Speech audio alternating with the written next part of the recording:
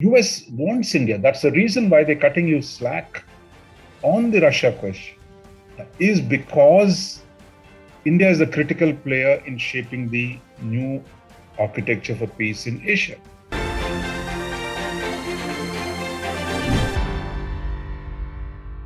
So, in this week's Rajamandala, we've gone to Ukraine, but from Ukraine to Asia again, to China and the Indo-Pacific and our near and far neighborhood in the continent. But one of the fears was that, so one of the things you point out is as the war in Ukraine is going on, the gamble China took with backing Russia seems to be paying off less and less. It is now 3 months. It wasn't a quick, decisive victory that, you get what you want and you retreat. So the flip side sometimes, what we hear in sort of common parlance is that there's a myth about, Russia can withstand suffering while Europe will not be able to. And that the long game benefits Russia. And then as a result, a diminished West benefits China and gives it more room for maneuver and more confidence in our neighborhood and beyond. How do you see that kind of thinking? No, I think, what you see is what you get. I mean, it doesn't have to be complicated explanations. Look, the idea, if the idea was it was going to be a quick, decisive victory, Putin hasn't got it. And Putin has united the West, and that is actually creating huge problems for Putin. So whether how much suffering Russians can take, I mean, it's not this, it's not the middle of the 20th century that people take a lot more suffering. These are tropes which kind of explain, Russians can take any amount of suffering. Who would want to suffer? Just when for the last 30, 40 years, Russia was getting integrated, the elite was deeply connected to the world. So it's not as if they'll simply be happy to go back to the isolation of the past. For China, there is a double whammy as well. I mean, one, the burden that Russia has posed on them. The other is their own economy. Is not doing too well. It has slowed down. The COVID-19 strategy is in a bit of a problem. And as in Europe, so in Asia, their attempt to flex their muscle vis-a-vis all the neighbors, I mean, whether India or Japan or Vietnam, has actually helped the Americans to strengthen the coalitions. So if you remember just a year ago, 2 years ago, the sense that China was triumphal, no stopping it, and poor America, look at the way they walked out of Afghanistan. They're going to be stranded. They're going to be just no match for China. Today, the game is on. I think so.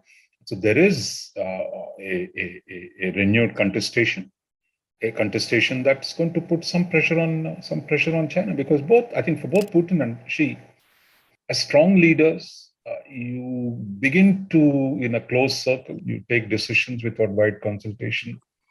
So there you get into a problem, and it doesn't mean there is no opposition. The question is when it will assert itself, under what conditions, we don't know. But I think both leaders, have made huge mistakes. And I think the world is merciless. If you make mistakes, you pay for it. If you make big mistakes, you're going to pay heavily for those. One of the things you say in this piece, and you bring out, so President Biden, US President Biden is basically going to be on an Asia tour, which will culminate, or one of the majors also will be a Quad meeting in Japan. He's going to maybe iron out some differences between South Korea and Japan, which are its two major allies in the Far East.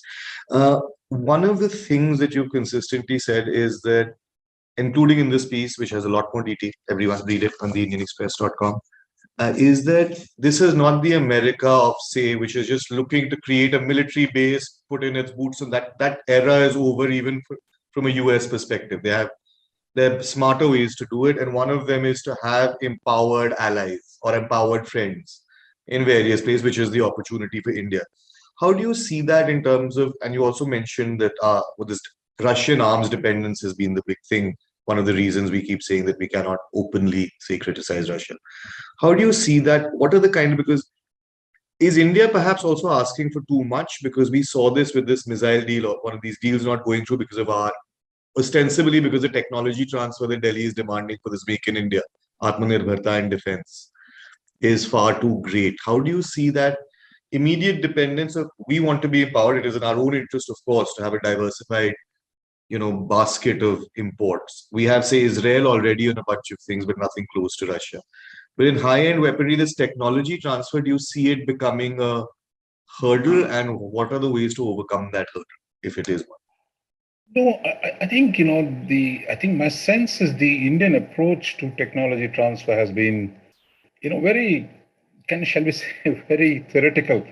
That is, look, you give me everything you have, and I'll buy your weapons. I mean, it doesn't happen like that. The Chinese approach, for example, was fundamentally different. I mean, we talk about the civilian side, which is really, look, made it easier for Boeing to come and invest in China.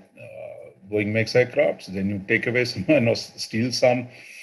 You compel the company to give you some, you reverse engineer some. But this idea, a priori, somebody is going to give it to you on a plate or put a mala around you. You are so great that I'll give you my technology. See, in the West, technology is privately held. It is not a G2G contract. It can't be a G2G contract. But I think if you let private sector come in, and the current policy, in theory now, we have a better policy, which is the production in India is now open to private sector and to the foreign private capital.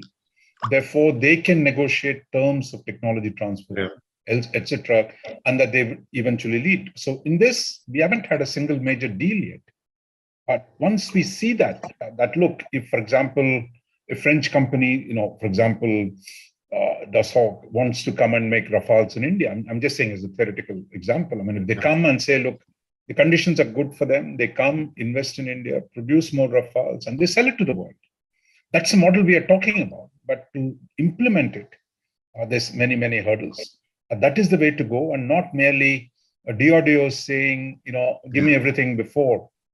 I mean, nobody gives. I mean, I think it has to be a mutually beneficial thing, but we've had this very funny approach to technology transfer. But the question is really, for a long time, we prevented India's private sector from making weapons in India. Only now we've liberalized some. So my sense is things will change because we have no choice at this point but to experiment with different rules. But I think the more important thing, what you asked, is really how does the larger dynamic play out on the global stage? The US, by talking about empowered alliances. See, because our assumption under alliances is the US will tell you what to do and you have no choice but to do. That is, it's a one-sided alliance. But here we are doing partnerships because we have a shared interest with the US or Japan in balancing China. That is the shared interest. In that, US is saying, look, it can't do everything. Would India like to do more in the subcontinent, for example? Can India take the lead in South Asia? Can it do more in Sri Lanka? Can India do more in the Western Indian Ocean, with islands? So I think we have a chance here to strengthen our own position. So this should not be seen as somehow we're getting onto the bandwagon of somebody else. This is, US wants India. That's the reason why they're cutting you slack on the Russia question, is because India is a critical player in shaping the new architecture for peace in Asia. So we have room to negotiate, and the terms of engagement, how we do this, is up to negotiate. And the objective must be to achieve the common objective, which is to have a stable peace and security in the region. In the process, can India strengthen itself in building more relationships? Can it expand its role in the region? Can it, do more maritime stuff with a lot more countries? Can we join the Europeans in building, alternative structures to Belt and Road? So I think the question is how we leverage the international environment. So this on that last stronger and more purposeful. Yeah. So the last point is a small follow-up, because you talked about how China domestically and now and that will obviously domestic economy is in a bit of shambles. You've destroyed or severely curtailed the might of your own tech companies, which was one of their big, both in terms of export and internal powerhouses. But how do you see this, say something like what happened in Sri Lanka, in Pakistan? We can now see that the so-called, at least that the sheen of Chinese money is wearing off. But at the same time, India has not, our record in this kind of infrastructure building in recent years has not been as good as it should have been in terms of just delivering projects on time for our neighbors and things like that. Do you think that there's a way that we have some connections and the Europeans have both money and expertise, and India, if nothing else, India can just be part of these kinds of consortiums? And is there there was a talk with Japan for a while, but do you think that there's some room to expand that kind of a sort of more democratic or democratically minded countries, BRI-like or sporadic projects in South Asia and a little bit beyond?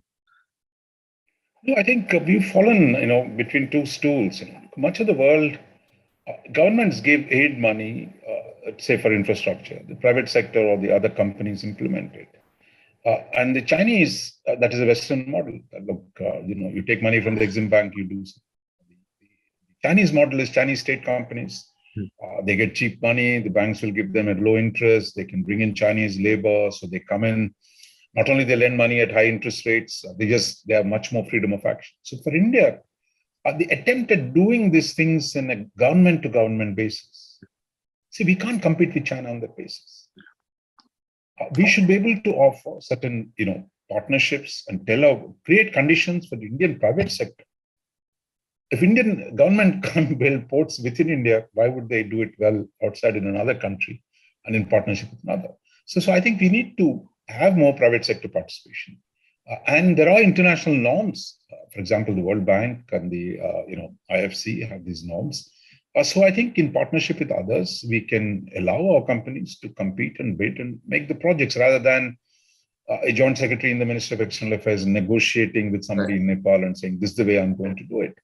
So I think we need to revamp the model to actually things get done. That should be the purpose and not the moment you step in government, then there's a whole question of audit, corruption, who is giving grants to whom. So I think we need to separate that and make this process more efficient. Just stick to Western, the international standards that have emerged over a period of time on sustainability, on the kind of interest rates, on the question of viability. There are standard metrics today, and I think we should facilitate our private sector to compete. Right, sir. Thanks so much, everyone. Read the piece. It's on the IndianExpress.com, and we'll see you soon, sir. Thanks so much.